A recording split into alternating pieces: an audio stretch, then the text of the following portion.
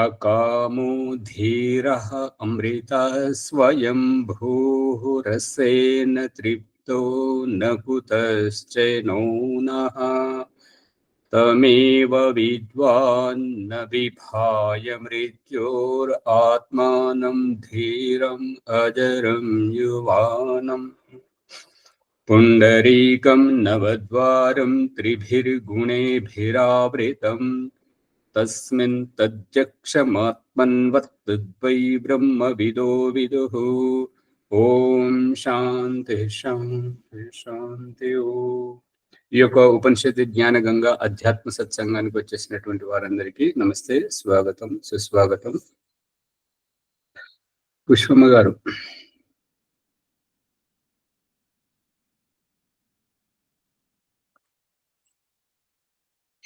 పుష్పమ్మ గారి సందేశం ఏంటంటే, పాముల గురించి నిన్న పాము గురించి చెప్పారు. దాంట్లో సుందేలుకను తింటే పాము చస్తుంది, ఊమిస్తే కళ్ళు పోతాయి. మరి మంచి ఎలుకను తింటే ఎందుకు చావదు, అది మంచి ఎలుకను ఎందుకు ఊమదు అనేటువంటిది పూర్తి సందేహం. అంతేనా అమ్మగారు? అంతే ఆచార్య. కారణం ఏంటి అని? సుందెలుక, చుంచెలుక దానికి కొసగా ముక్కుంటుంటది. ఈ మామూలు ఎలుకది కూడా కొసగానే ఉంటది, కానీ దీనికంటే ఎక్కువగా కొసగా ఉంటుంటది, తెల్లగా ఉంటుంటది, ఒక రకమైనటువంటి వాసనతో కూడి ఉంటుంటది. కాబట్టి ఒక శరీరం నుండి వచ్చేటువంటి పదార్థాలు ఒక శరీరానికి ఇమ్మడవు. ఈ చుంచెలుగా శరీరం దాంట్లో ఉండేటువంటి పదార్థాలు దానికి పాముకు ఇమ్మడవు, కాబట్టి అది తింటే చచ్చిపోతుంది. ఇక ఊమిస్తే కళ్ళు ఎందుకు పోతాయి అని అంటే, ఇక ఈ విషయంలో మరి నాకైతే ఇంతవరకు వివరంగా తెలియలేదు ఎందుకు అనేటువంటిది. దాన్ని కనుక్కొని చెప్తాను. ఎందుకంటే ఇక్కడ ఈ యోగ దర్శనం 2వ భాగం అది కొద్దిగా సవరించడం అవుతుంది, లోతుగా ఆలోచించాల్సి వస్తుంది, సమయం లేకుండా పోయింది. అందు గురించి సమయం దొరికినప్పుడు మళ్ళీ చెప్తాను దాని గురించి. దీన్ని సామెత మాత్రమే, తింటే చచ్చిపోతుంది, ఊమిస్తే కళ్ళు పోతాయి, దానికి అది దాని సారాంశం. ఎవరికైనా తెలిస్తే చెప్పండి. ఆచార్య, పాముకు పాలు పోస్తే పాములు పోతాయి అంటారు, నిజమేనా? పాలు పోస్తారా? పుట్టలో పాలు పోస్తే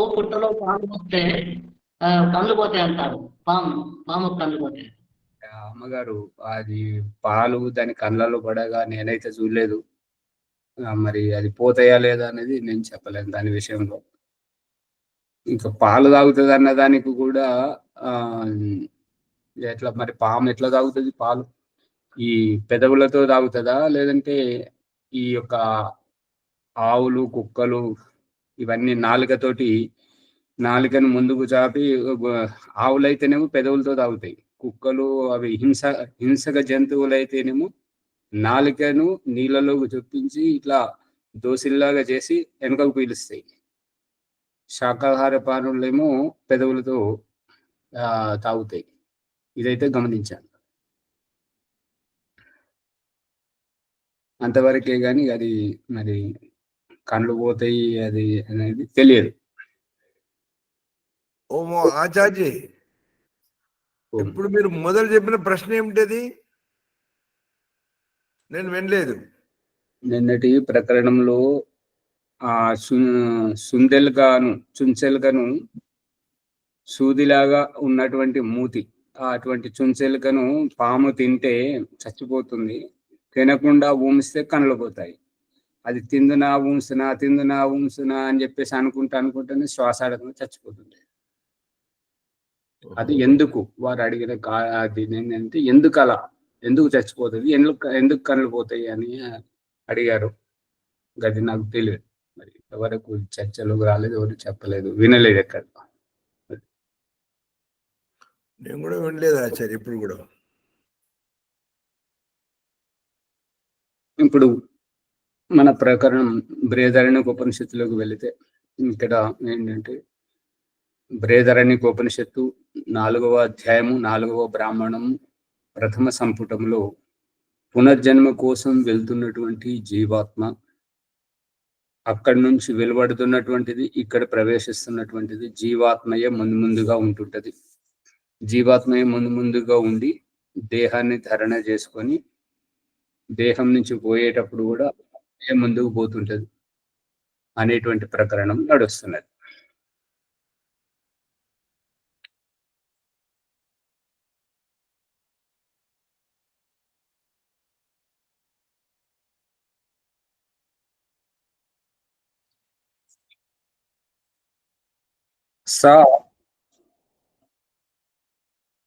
ఏతాస్ తేజో మాత్ర, ఈ యొక్క అగ్ని రూపం తేజ అంటే ఉనికి ఉష్ణోగ్రత, ఊష్మ రూపం. ఏతాహ తేజో మాత్ర, ఈ తేజో మాత్రలు ఏవైతే ఉన్నాయో తేజస్వంతమైనటువంటి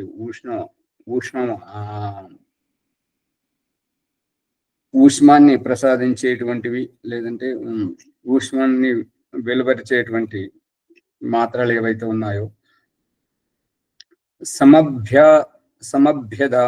దదాను హృదయం ఏవ అన్వాక్రామతి. సమభ్యాదానం అంటే అన్ని రూపకంగా తీసుకోవడం వదలడం.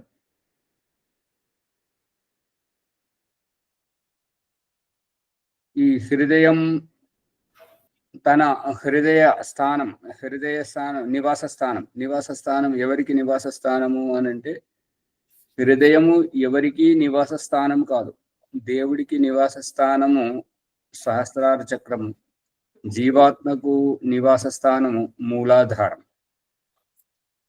మరి ఇద్దరు హృదయ స్థానంలో కలుసుకుంటారు.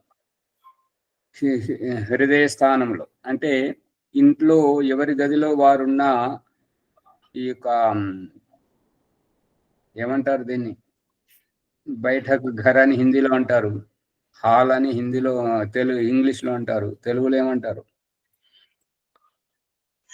అందరు వచ్చి కూర్చుంటారు కదా, సమావేశ గది, వరండా అంటారు.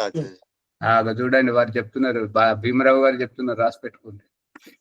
వరండా అనేది ఇంటి బయట ఆ అరుగును, మన ఇప్పుడు ప్రసంగం నడుస్తున్నటువంటిది సోఫా సెట్ వేసుకొని కూర్చుంటాం కదా ఇంట్లో,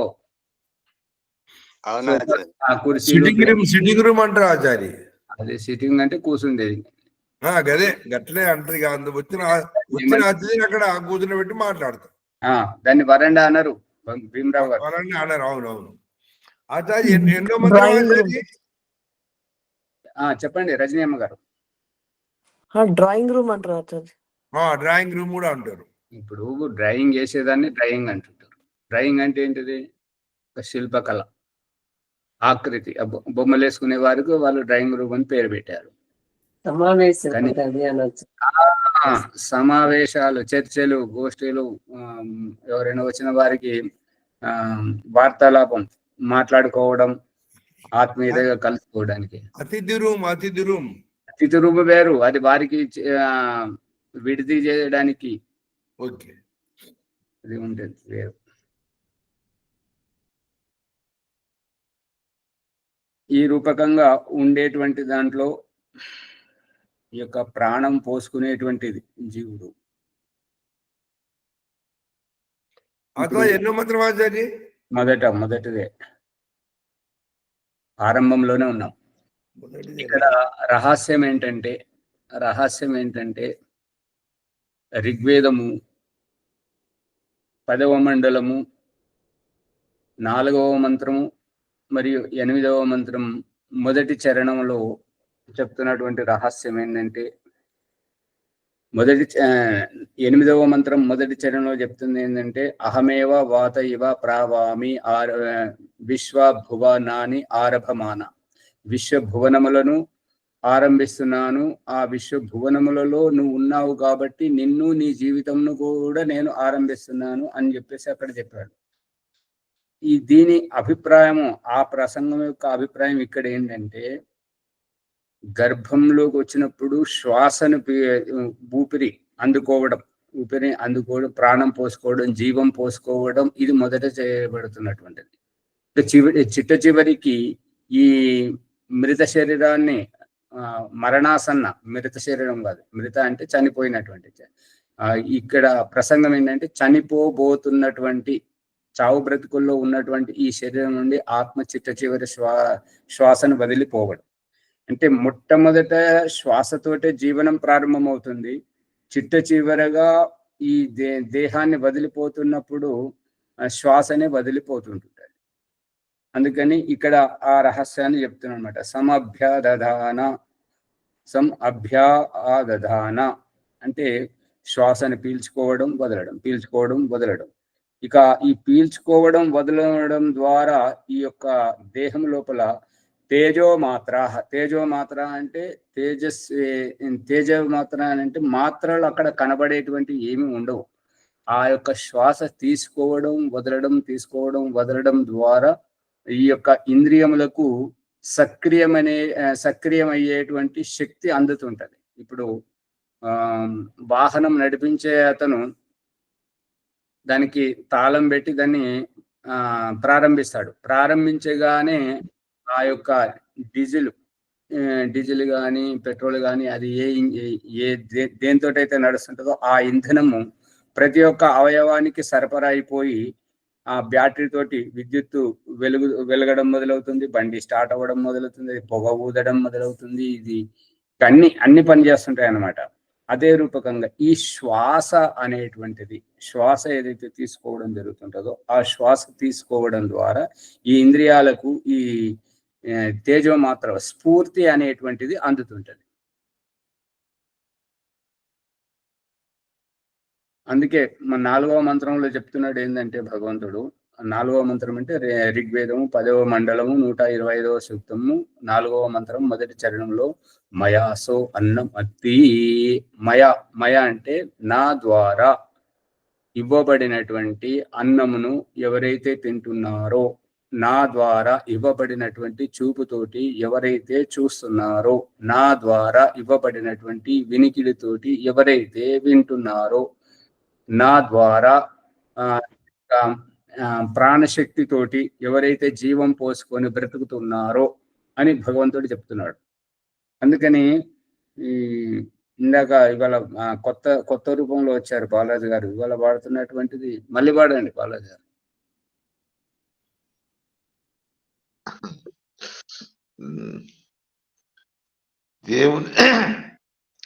దేవుని నిలవక దేహములో జీవుడు పండుకున్నాడు. దేవుని నిలవక దేహములో జీవుడు పండుకున్నాడు. జీవుడు దేవుని కంటే జీవితమై ఉన్నాడు. జీవుడు తావు తప్పితే చావు పుట్టుకల బంధం. సాధకుడవై సాధిస్తే దేవుడు పరమానందం. ఇది మీ ఆలోచన లేదంటే ఇది కూడా రఘుమన్న గారే చెప్పారా?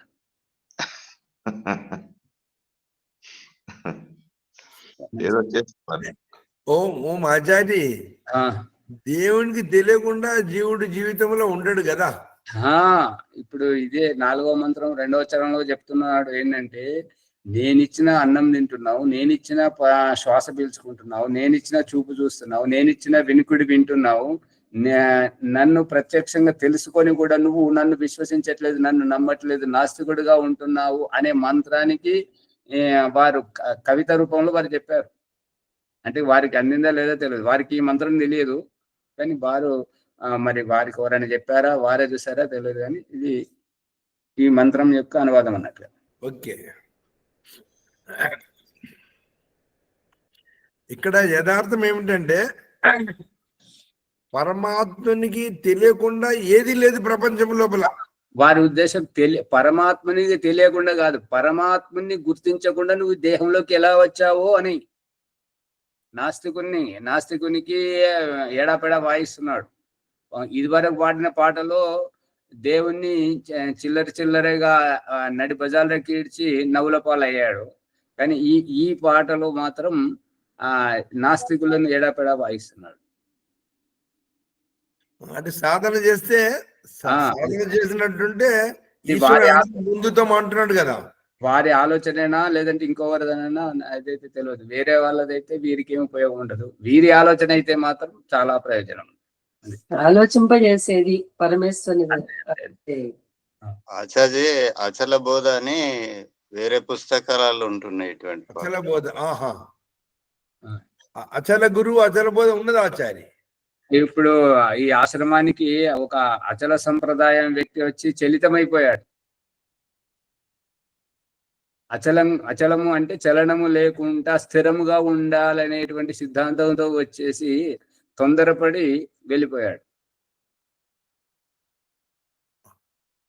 అది మనం 3 రోజుల కార్యక్రమం అప్పుడు వారికి అవకాశం ఇవ్వకపోతే బయట ఉండి అది యజ్ఞశాల ద్వారం దగ్గర ఉండి మాట్లాడండి చూడండి, సత్యరెడ్డి గారని, వారు అచల సంప్రదాయం వారు.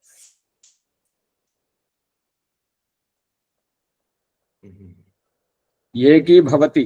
ఇక రెండవ దాంట్లో చెప్తున్నటువంటిది ఏంటంటే, ఈ భగవంతుడు ఇచ్చేటువంటి దాంతో ఈ శ్వాసతోటి ఎప్పుడైతే తీసుకోవడం జరుగుతుందో తద్వారా తేజో మాత్ర ఇంద్రియాలు సక్రియం అవుతుంటాయి. అభ్యదధాన ఆ రకంగా ఈ తీసుకోవడం వదలడం అనేటువంటి శ్వాస ప్రక్రియ ద్వారా హృదయం ఏవ అన్వా క్రమతి. ఇక ఆ శ్వాసతోటే హృదయం కూడా స్పందిస్తూ ఉంటుంటది. ఇట్లా శ్వాస తీసుకోవడం జరుగుతుంటుందో ఛాతీ ఉబ్బడం, ఛాతీ ఎట్లా వక్షస్థలం ఎట్లయితే ఉబ్బుకొస్తుంటుంటుందో ఆ యొక్క రక్తంలోకి ఎక్కువ, గుండెలోకి ఎక్కువ రక్తం వస్తుంటది. ఎప్పుడైతే శ్వాస వదిలినప్పుడు వక్షస్థలం వెనుకకు పోతుంటుందో ఆ యొక్క గుండె పిండినట్టు అయిపోయి దాంట్లో ఉన్నటువంటిది బయటకు ధమనులలోకి వస్తుంటది రక్తం. పీల్చుకోవడం వదలడం అనేటువంటిది.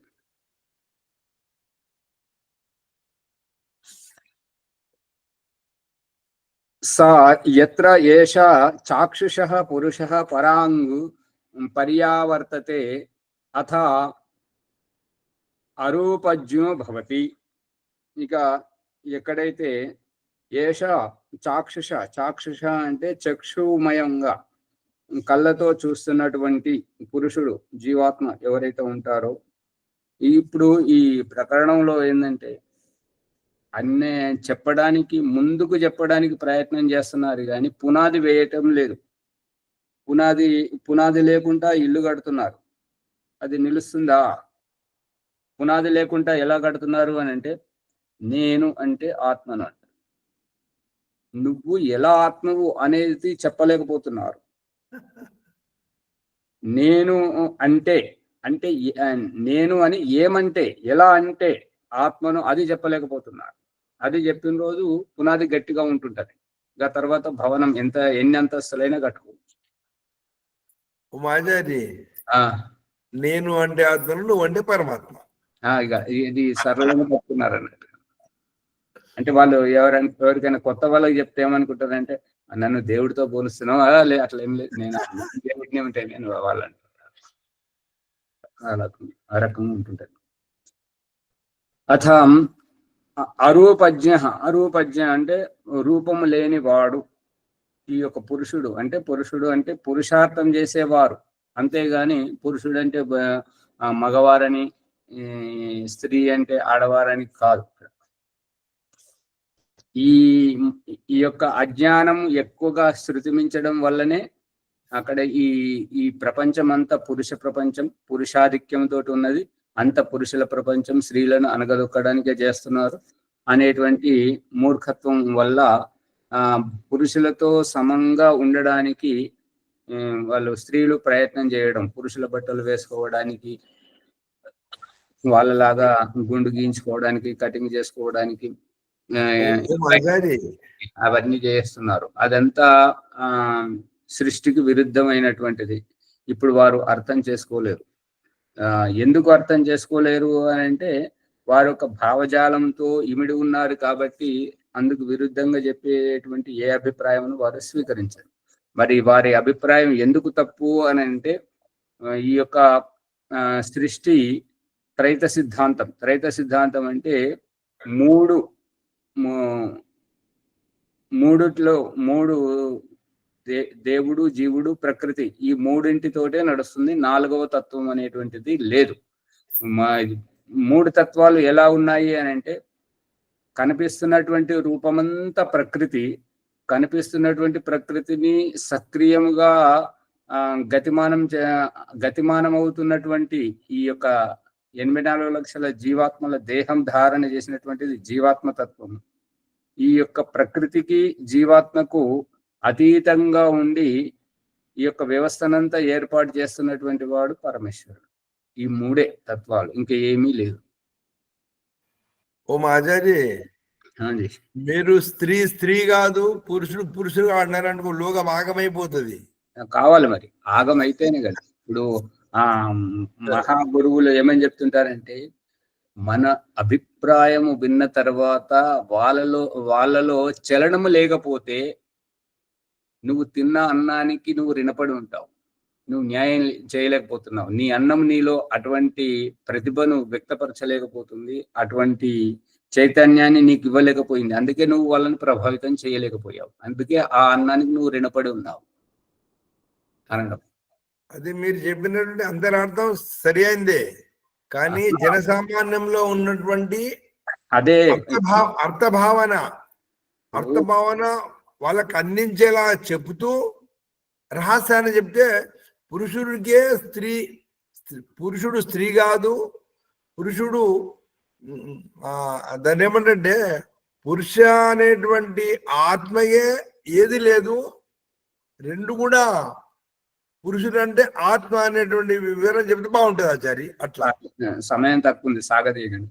ఈ పురుషుడు అంటే పురుషార్థం చేసేటువంటి అంతే పురుషార్థం చేసేటువంటి ఏ ప్రాణి అయినా సరే, స్త్రీ, పురుష, నపుంసక ఏ జన్మలో ఉన్ననో సరే పురుషార్థం చేసే వారిని పురుషుడు అంటారు. అంతే. జీవాత్మనే కదండి పురుషార్థం చేసేది. పరమాత్మ కూడా పురుషుడేమ్మా, పరమాత్మ కూడా పురుషుడే. పరమాత్మ కావచ్చండి, కానీ మనం ముందు జీవాత్మ గురించి తెలుసుకుంటే పరమాత్మ ఉండబట్టే జీవాత్మ ఉన్నాడని. జీవాత్మ ఉండబట్టి పరమాత్మ ఉన్నాడని ఇది ఎంతవరకు? ఇప్పుడు పిల్లలు ఉన్నారు కాబట్టి తల్లిదండ్రులు ఉన్నారు, మరి వారి గుర్తింపు అప్పుడే కదండి వచ్చేది. పిల్లలు గుర్తిస్తున్నది వేరు, వాళ్ళ ఉనికి ఉండడం వేరు. అవునవును. ఉనికి ఎవరిది ముందు ఉంటది? ఉనికి పరమేశ్వరుడిదే, తండ్రిదే ఉంటుంది. మరి తల్లిదండ్రిదే ఉంటుంటది కదా. అవునండి, బ్రహ్మాండంలోనే ఉంటది, జీవాత్మ తర్వాత కదా. అవునా? ఇప్పుడు జీవాత్మ ఉన్నాడు అనే పరమాత్మ ఎలాగో స్త్రీ పురుషుడు కూడా ఇది ఆత్మ.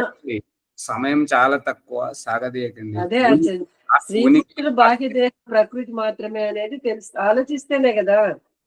విన్నదాన్ని మళ్ళీ ఆలోచించిన తర్వాతే అది చెప్పిన వారి దాని ప్రతిభ కనపడుతుంది.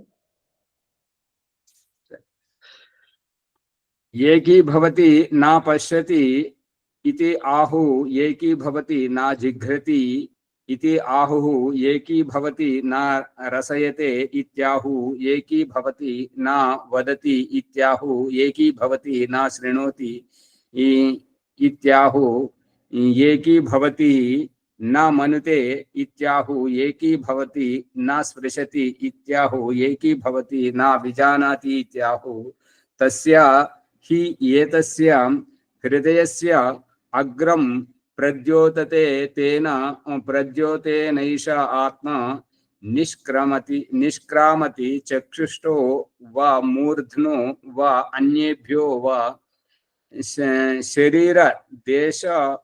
శరీరదేశేభ్యః తం ఉత్క్రామంతం ప్రాణో అనుత్క్రామతి ప్రాణం ఉత్క్రామంతం సర్వే ప్రాణాః అనుత్క్రామంతి స విజ్ఞానో భవతి స విజ్ఞానం ఏవ అన్వాక్రమతి తం విద్యాకర్మణి సం అన్వారభేతే పూర్వప్రజ్ఞ చ. ఏకీభవతి, ఒకే ఆత్మ. ఆత్మస్థితిలో ఉన్నప్పుడు చూడాల్సిన అవసరం లేదు. ఆత్మ ప్రారబ్ధంను ఆశ్రయించినప్పుడు దేహం అవసరము కాబట్టి ఆ దేహానికి ఉన్నటువంటి బుద్ధి చక్షువుతోటి కావచ్చు, చర్మ చక్షువులతోటి కావచ్చు, దేనితోటైనా చూసేటువంటి తత్వం దేహధారణ చేసినప్పుడే, కారణ శరీరంలో ఉన్నప్పుడే, కారణ శరీరాన్ని ఆశ్రయించినప్పుడే చూడడం అనేది జరుగుతుంటది. ఇలా అనడం జరిగింది. ఆత్మ ఎప్పుడైతే ఆత్మస్థితిలో ఉంటుంటుందో నా జిగ్రతి, అప్పుడు శ్వాస తీసుకోవాల్సినటువంటి అవసరం లేదు. ఎప్పుడైతే కారణ శరీరాన్ని ఆశ్రయిస్తుంటదో, ప్రారబ్ధం కర్మఫలానికి వశీభూతమై ఉంటుంటదో, అప్పుడు దేహధారణ అవసరం కాబట్టి, దేహము బ్రతకాలంటే దేహానికి ఇంధనం అవసరం కాబట్టి ఆ ఇంధనంగా వాయువును తీసుకోవడం, జిఘ్రతి వాసన చూడడం, జిఘ్రతి గ్రాగంధనయో ఇది ఆహు. ఏకీభవతి నా రసయతే. ఇక అది ఆత్మస్థితిలో ఉన్నప్పుడు రసయతే. రసయతే అంటే రసాస్వాదనము, రుచి చూడడం అవసరం లేదు. ఎప్పుడైతే ప్రారబ్ధానికి వశీభూతమై ఉంటుందో, కారణ శరీరాన్ని ఆశ్రయించి ఉంటుందో, అప్పుడు దేహధారణ అవసరం. దేహం బ్రతకాలంటే ఆహారం అవసరం. ఆహారాన్ని ఆస్వాదన ఎప్పుడు? నిన్న ప్రసంగం వచ్చింది ఆశ్రమంలో. అమ్మగారు ఏదైనా ప్రత్యేకమైన కూరగాయ వస్తే దాంట్లో లవంగాలు, ఇలాచీలు అవన్నీ వేస్తుంది. అమ్మగారు ఎందుకు చేస్తారు అంటే, వేస్తే బాగుంటుంది అన్నట్టు. ఎవరికి బాగుంటుంది అంటే మనకు తింటే రుచికరంగా ఉంటుంది. అంటే దానికి ఓంప్రకాష్ చెప్పింది ఏంటంటే, తినకముందు వాసనతోటి మనసును ఎగేస్తుంది, తిన్న తర్వాత రక్త మాంసాలను ఎగేస్తుంది, ఆ తర్వాత పరిణామం మన భావాలను, కామక్రోధ లోభాలను ఎగేస్తుంది, ఆ తర్వాత చితికిలబడడం. అందుకని ఈ యొక్క ఆశ్రమాలు, గురుకులాలు మరియు ఈ యొక్క ఆధ్యాత్మిక సంస్థలు ఏవైతే ఉంటాయో దాంట్లో సహజమైనటువంటి, ప్రకృతి సహజమైనటువంటి ఆహారాన్ని సేవించడం ద్వారా వారు ఎప్పటికీ ఒకే రకమైనటువంటి భావభంగిమలతోటి ఉంటుంటారు. వారి భావజాలం కూడా ఒకే రకంగా ఉంటుంటది. ఇక ఈ వాళ్ళు ఎక్కువ రోజులు బ్రతుకుతారు. ఇక ఈ ఎగేసేటువంటి ఈ యొక్క సుగంధ ద్రవ్యాలు ఏవైతే ఉన్నాయో, ఈ ఔషధాలు ఏవైతే ఉన్నాయో, ఇవి ఎగేస్తుంటాయి. కాబట్టి ఎగేసినప్పుడు ఓహో అనిపిస్తుంటది. మళ్ళీ అవి విడిచిపెట్టిన తర్వాత ఎగేయడం అంటే ఏంటంటే దాని ఒక గుప్పుమన్నట్టుగా వస్తుంటది. ఆ ఎగేయడం ద్వారా ఓహో అని పొంగిపోతుంటారు. అందుకే వివాహాది శుభకార్యాలలో ఈ మసాలా వంటకాలు అవన్నీ చేయడం దేనికి అంటే, అందరికీ మనసుకు నచ్చాలి, అందరు బాగా సంతృప్తికరంగా తినాలి, బాగుండాలని చెప్పేసి. కానీ దాని పరిణామం ఏంటి? ఎవరైతే ఉప్పు కారం ఎక్కువ తింటారో, ఎవరైతే ఈ మసాలాలు ఎక్కువ తింటుంటారో, వారి శరీరం ప్రకృతికి విపరీతమైనటువంటి వ్యవస్థ కాబట్టి వారు తొందరగా చచ్చిపోతారు. ఈ గృహస్థులకు, సామాన్య జన జీవితానికి, ఆధ్యాత్మిక జీవితానికి ఉన్నటువంటి ఇది రహస్యం. అందుకనే ఇవి ఉప్పు కారం ఎంత సాధ్యమైతే అంత తక్కువగా. మన ఇంటికి ఎవరైనా ఆచార్యులు ఎవరైనా వస్తే వారికి ఉప్పు కారం పెట్టొద్దు. ఉప్పు కారంతో వారిలో కామక్రోధ లోభాలు ఎవరిలో ఎప్పుడైతే చెలరేగుతుంటాయో, మన ఇంట్లో తిన్నారు, వేరే ఇంటికి పోయినప్పుడు అక్కడ వారికి కామక్రోధలు అవి ప్రభావితం చేసినట్టయితే, వారితో ఆ దురుసు ప్రవర్తనతోటి ఎవరి మనసు అయితే నొప్పిస్తుంటుందో వాళ్ళు బాధపడ్డ దానికి పాపం అంతా వీరికి కలుగుతుంటది. ఎవరికి? గృహస్థులకు. గృహస్థులు పాపగ్రస్తుడు కాకూడదు. గృహస్థుడు అత్యంత ఉన్నతమైనటువంటి వాడు. గృహస్థుడు ఎంత ఉత్కృష్టంగా, ఆదర్శంగా ఉంటే ఆ యొక్క సమాజం అనేటువంటిది చాలా బాగుంటది. ఎందుకు అంటే గృహస్థుడే ఈ 3 బ్రహ్మచర్యాన్ని, వానప్రస్థులను, సన్యాసులను అందరినీ పోషిస్తుంటాడు. కాబట్టి గృహస్థుడు శుద్ధంగా, పవిత్రంగా ఉండాలి. అందు గురించి గృహస్థుల ఇంటికి ఈ యొక్క సన్యాసులు ఎవరైనా వస్తే వారికి ఉప్పు కారం పచ్చళ్ళు ఇవేవి పెట్టద్దు. మనంగా వారు అడిగితే విషయం కూడా పెట్టండి, అది వారు తవ్వుకుంటున్న గోతి, వారు పడతారు దాంట్లో. అర్థమవుతుందా? ఎంగిలి కంచాలలో పెట్టొద్దు, మరియు మన పక్క బట్టలలో పడుకోబెట్టదు సాధ్యమైనంత వరకు.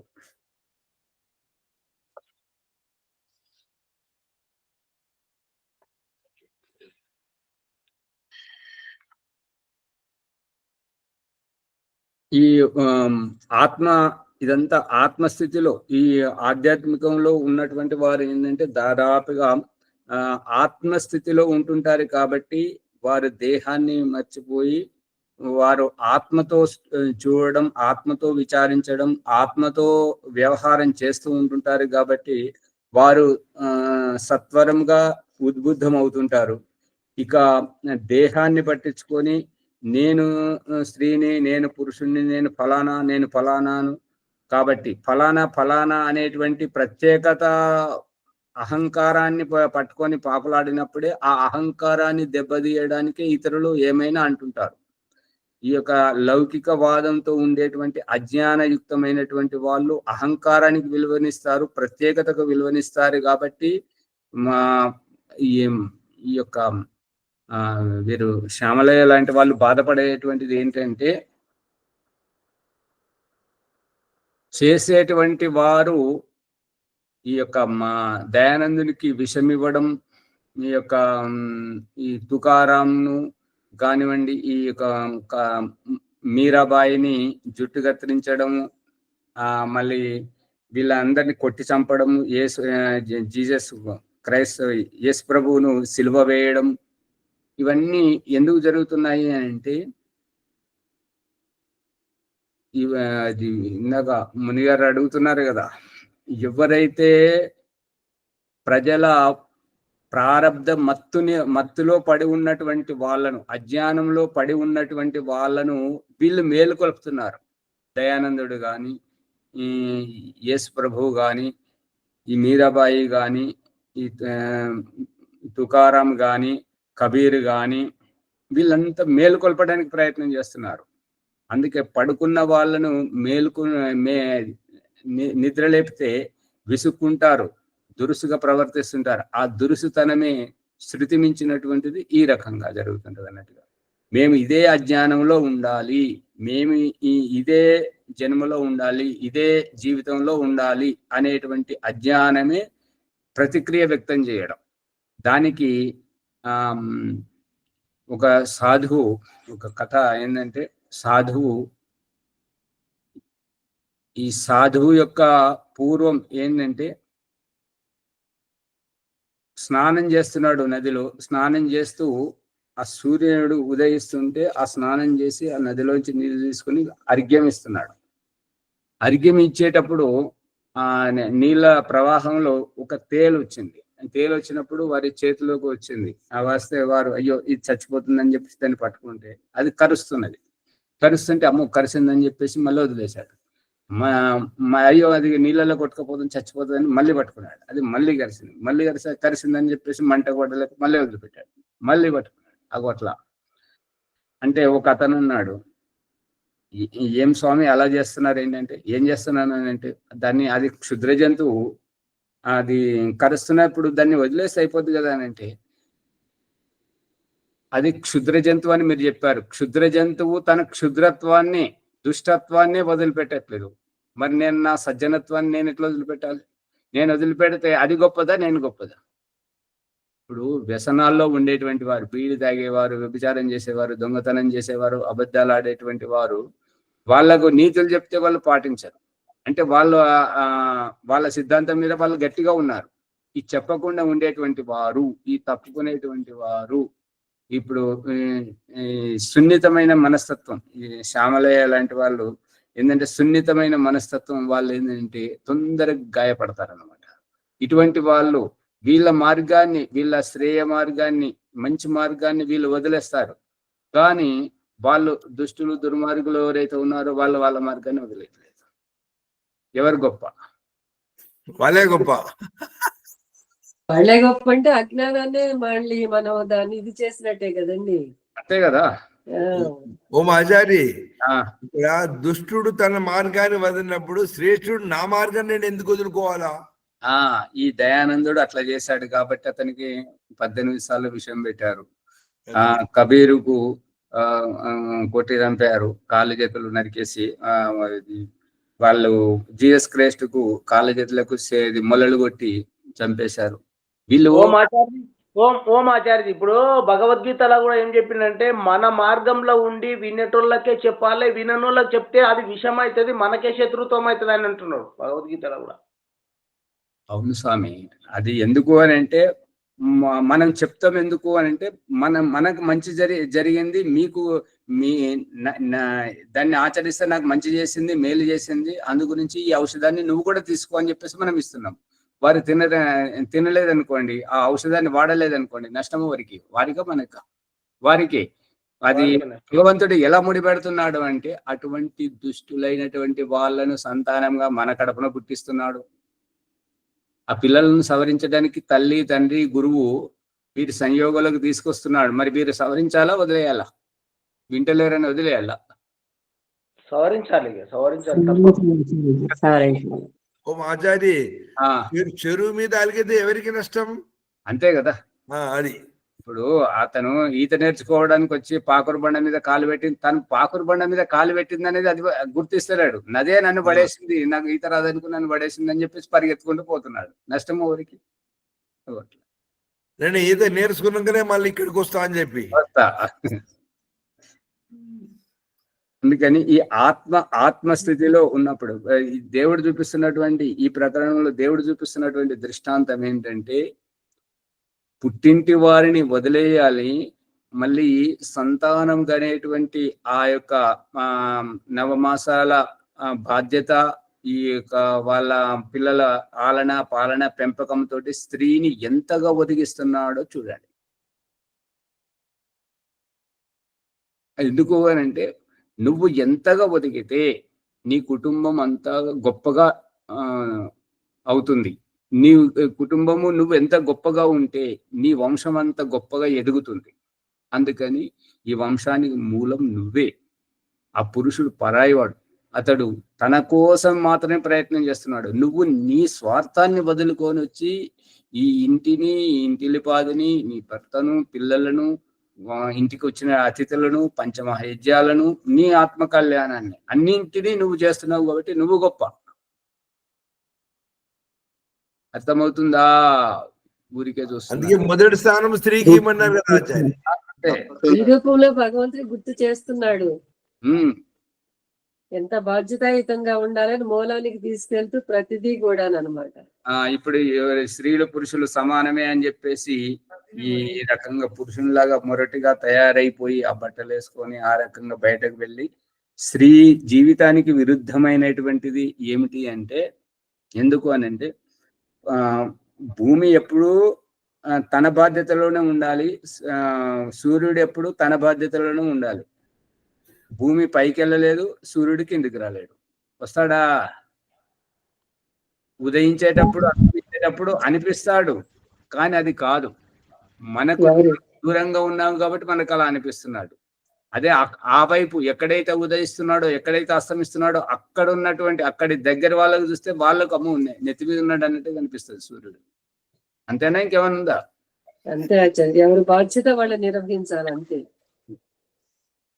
ప్రకృతి పరమాత్మకు ఏకీభవతి. ఈ ఒకే ఆత్మ రూపంలో ఉన్నప్పుడు ఈ శ్వాస తీసుకోవడం ఉండదు, కళ్ళతో చూసేది ఉండదు, ఈ యొక్క చెవులతో వినేది ఉండదు, మనస్సుతోటి మననం చేసేది ఉండదు, బుద్ధితో ఆలోచించేది ఉండదు, హృదయంతో హృదయంగమం చేసుకోవడం ఉండదు, ఏది ఉండదు అన్నట్టు ఆత్మస్థితిలో ఉండడం వల్ల ఈ యొక్క జీవన్ముక్తి ప్రయాణంలో ఈ యొక్క ఇంద్రియాలను నిగ్రహించుకోవడం, ఇంద్రియాల సహాయం లేకుండా ఆత్మ స్వామి స్థితిలో ఉండి, యజమాన స్థితిలో ఉండి, యజమానుడిగా ఉండి ఈ దేహం నుంచి దేహాన్ని వదిలేసి ముందుకు పోవడం జరుగుతుంటది.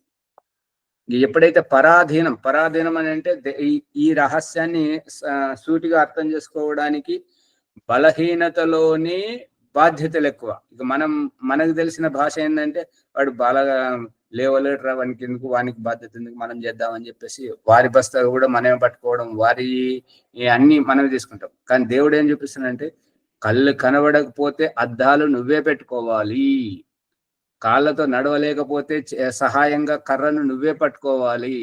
వారు పట్టుకుంటే బాగుంటుందా, వారి హ్యాంగర్ మనం పట్టుకొని నడిస్తే బాగుంటుందా? వారు పట్టుకుంటే వారు బాగుంటుంది. పట్టుకోవాలి. ఇది దేవుడు చెప్పేటువంటి సందేశం. బలహీనతలోనే బాధ్యతలు ఎక్కువ. అర్థమవుతుందా? అర్థమవుతుందా ఆచార్యజీ? అర్థమవుతుంది. అర్థమవుతుంది. అందుకని ఈ యొక్క మనం ఏమనుకుంటాం, వాడు చిన్నపిల్లగాడు, వాడు మొయ్యలేడు, అది అని మనం అనుకుంటాం. కానీ భగవంతుడు మాత్రం బలహీనంగా ఉన్న వారికే బాధ్యతలు ఎక్కువగా అప్పగిస్తున్నాడు. అదే దాని నుండి బయటపడటం కోసం అని చెప్పేసి రైట్ నుంచి. బలహీనత నీది, ఈ అవును. బలహీనత నుంచి నువ్వు బయటపడాలి.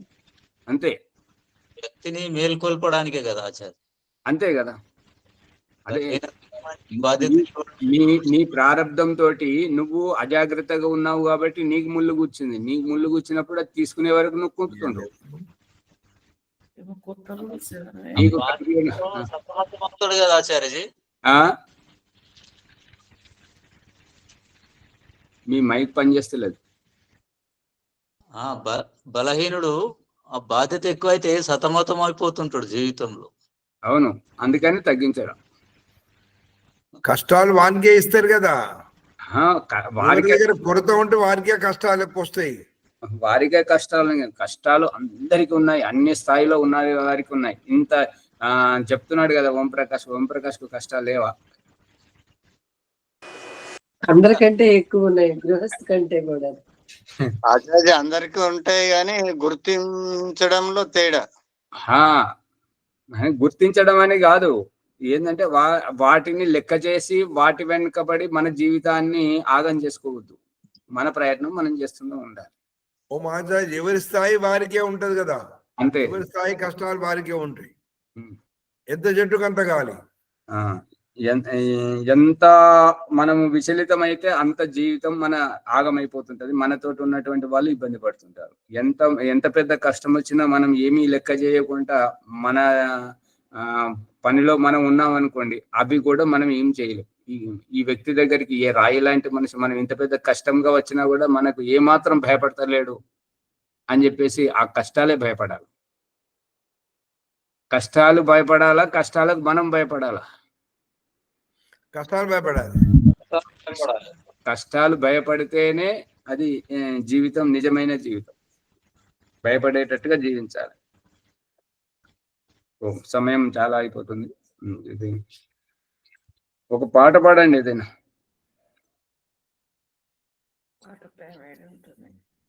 ఆచార్య నమస్తే. అందరికి జీవాత్మ జన్మించినప్పుడు తండ్రి గర్భం నుండి తల్లి గర్భం నుండికి వస్తుందని తెలుస్తుంది ఆచార్య. మరి చనిపోయినప్పుడు పోయేటప్పుడు జీవాత్మ వెళ్ళిపోతుంది గాలిలోనా, లేకుంటే దాని శక్తి దానికేనా? మరి మనం ఏమైనా చేసేటి వింటదా, చూస్తుందా? సమయం అంతా అయిపోయిన తర్వాత ఇటువంటి ప్రశ్నలు ఎత్తితే ఇప్పుడు ఎట్లా? సరే ఆచార్య, రేపైనా సరే కానీ రేపు అడగండి. ఓకే ఆచార్య ఓంప్రకాష్, సమయం ఉన్నదంటే నేను ఈ ప్రశ్న వేసిన ఆచార్య. ధన్యవాదములు. అమ్మ సమయం లేదు, సంధ్య సమయం లేదు. ఇప్పుడు కేవలం 5 నిమిషాలు 6 నిమిషాలు ఉన్నది. ఇప్పుడు ఏంటంటే గేయం ఏంటంటే మామూలుగా చర్చ జరిగినప్పుడు ఒక ఆధ్యాత్మిక పాటతోటి ముగిస్తే బాగుంటది. అంతవరకు సంధ్యోపాసన చేయించండి. పుష్పమ్మ గారు ఎవరు చెప్పిస్తారు ఈరోజు? ఈరోజు జయమ్మ గారు. స్నానం చేయలేదు కదా.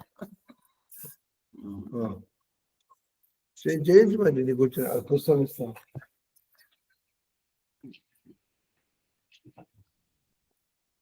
అదేం చెప్పలే, ఉత్తమే చెప్తుందా? తప్పు చెప్పదు కదా మరి. ఓం ఆచార్య, నేను పాట పాడుతున్నా, నేను వేరే చోట ఉన్నా ఆచార్య, అందుకే పాడట్లేదు ఆచార్య. సరే. వైదిక సంధ్యోపాసన జయం గారు, ఈ ఎపిసోడ్ లైక్ చేయండి, షేర్ చేయండి, సబ్స్క్రైబ్ చేయండి. తర్వాత పక్కన ఉన్న గంట సింబల్ నొక్కండి. ఏంటంటే విషయం లోతుగానే వస్తున్నది. పరమాత్ముడు అంతటా ఉన్నాను, నువ్వు గుర్తించాలా అనే భావన వ్యక్తమవుతుంది. వారికి ఆచార్య గారి ధన్యవాదములు. అనంతరం వైద్య సంత బోధన జయమ్మ గారు. ఓం.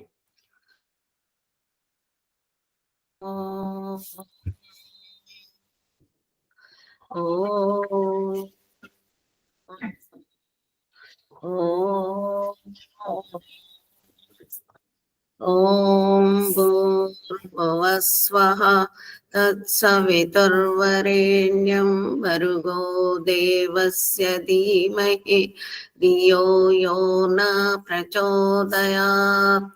ఓం షన్నో దేవి రవిశ్రయాపో భవంతు పీతయే శన్యో రవిస్రవంతు న.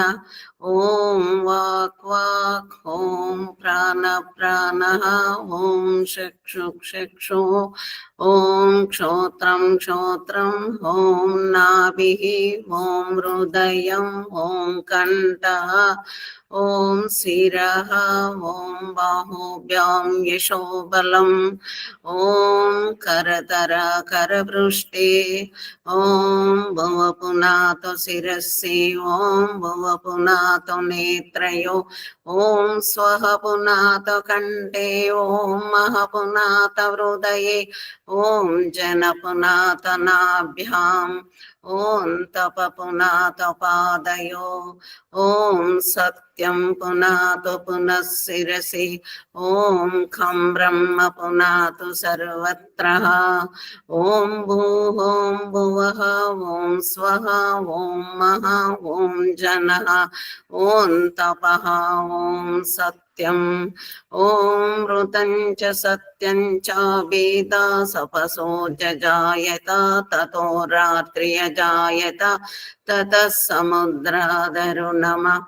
ఓం సముద్రాదరుణవాదది సంవత్సరో అజాయత అహోరాత్రాని విదదాది శమిసతో వసి. ఓం సూర్యా చంద్రమసో తాత యథా పూర్వమకల్పయత్ దివం చ పృథివీం చ అంతరిక్షకం అతో స్వః. ఓం షన్నో దేవి రవిశ్రయాపో భవంతు పీతయే శన్యో రవిస్రవంతు న. ఓం ప్రాచేదియగ్నిరధుపతిరజితో రక్షితాదిత్యాయిషవః తేభ్యో నమో దివ్యదేభ్యో నమో రక్షదిభ్యో నమఃభ్యో నమఃభ్యో అస్తు. యోష్మాన్ జ్యేష్ఠీయం వయం విశ్వస్తం ఓజం వేదద్మ. ఓం దక్షిణాది ఇంద్రోధిపతి శిరశిరాది రక్షితా పితర ఇషవః తేభ్యో నమో దివ్యదేభ్యో నమో రక్షదిభ్యో నమఃభ్యో నమఃభ్యో అస్తు. యోష్మాన్ జ్యేష్ఠీయం వయం విశ్వస్తం ఓజం వేదద్మ. ఓం ప్రచేదిగ్వరుణోధిపతి ప్రతాకో రక్షితాన్నమిషవః తేభ్యో నమో దివ్యదేభ్యో నమో రక్షదిభ్యో నమఃభ్యో నమఃభ్యో అస్తు. యోష్మాన్ జ్యేష్ఠి యం వయం విశ్వస్తం ఓజం వేదద్మ. ఓం ఓదీచిక్సో మాజిపతి సుజో రక్షితా శరశనిరిషవః తేభ్యో నమో దివ్యదేభ్యో నమో రక్షదిభ్యో నమఃభ్యో నమఃభ్యో అస్తు. యోష్మాన్ జ్యేష్ఠీయం వయం విశ్వస్తం ఓజం వేదద్మ. ఓం ధ్రువాదిగ్విష్ణురధుపతి కల్మాషగ్రీవో రక్షితా వీరుదైషవః తేభ్యో నమో దివ్యదేభ్యో నమో రక్షదిభ్యో నమఃభ్యో నమఃభ్యో అస్తు. యోష్మాన్ జ్యేష్ఠీయం వయం విశ్వస్తం ఓజం వేదద్మ. ఓం ఊర్వాదిగ్రువస్వ ఓం ఊర్వాది బృహస్పతిరధుపతి శత్రువో రక్షితా వర్షమిషభః తేభ్యో నమో దివ్యేభ్యో నమో రక్షదిభ్యో నమఃభ్యో నమయేభ్యో అస్తు యోష్మాన్ జ్యేష్ఠియం వయం విశ్వస్తం ఓజం వేదద్మ ఓం ఉద్వయం తమసః సపరిషా పశ్యంతముత్తరం దేవం దేవత్రః సూర్యమగన్మ జ్యోతిరుత్తమం ఓం ఉద్వయం తమసః సపరిషా పశ్యంతముత్తరం దేవం దేవత్రః సూర్యమగన్మ జ్యోతిరుత్తమం ఓం చక్షురు దేవయితం పురస్సా కృష్ణముషదదు పశ్యేమ శరదశతం జీవేన శరదశతం శృణుయామ శరదశతం ప్రప్రభాద శరదశతం అదీనాశామ శరదశతం భూయశ్చ శరదశతాత్ ఓం భూర్భువస్వః తత్సవితుర్వరేణ్యం భర్గో దేవస్య ధీమహి ధియో యో న ప్రచోదయాత్ ఏ ఈశ్వరాయ రక్షకాయ సత్చిత్ ఆనంద స్వరూప నిత్య శుద్ధ బుద్ధ ముక్త స్వభావ నిరాకార నిరంజన నిర్వీకార సర్వాధార సర్వేశ్వర సర్వంతర్యామి హజరుడు హభయుడు హమరుడు నిత్యుడు పవిత్రుడు సృష్టికర్తయైన ధర్మార్థకామ మోక్షానాం సత్య సిద్ధిర్భవే నమః ఓం నమః శంభవాయ చ నంభవాయ చ నమః శంకరాయ చ మరస్కరాయ చ నమః శివాయ చ శివతరాయ చ ఓం శాంతి శాంతి శాంతి సర్వభ్యో నమః అందరికీ నమస్తే జయమ్మ గారికి ధన్యవాదాలు. అత శాంతి పాఠ. ఓం దేహు శాంతి అంతరిక్షం శాంతి పృథివీ శాంతి ఆపః శాంతి ఓషధయః శాంతి వనస్పతయః శాంతి విశ్వే దేవాః శాంతి బ్రహ్మ శాంతి సర్వం శాంతి శాంతిరేవ శాంతి సామా శాంతిరేధి. ఓం శాంతి శాంతి శాంతి. ఓం నమస్తే ఆచార్య. సర్వేభ్యో నమో నమః. నమస్తే ఆచార్య. నమస్తే సబ్కు నమస్తే. ఏమంటారమ్మా? పౌర్ణమి అగ్నిహోత్రం రేపు పౌర్ణమి సందర్భంగా అగ్నిహోత్రం. అవును.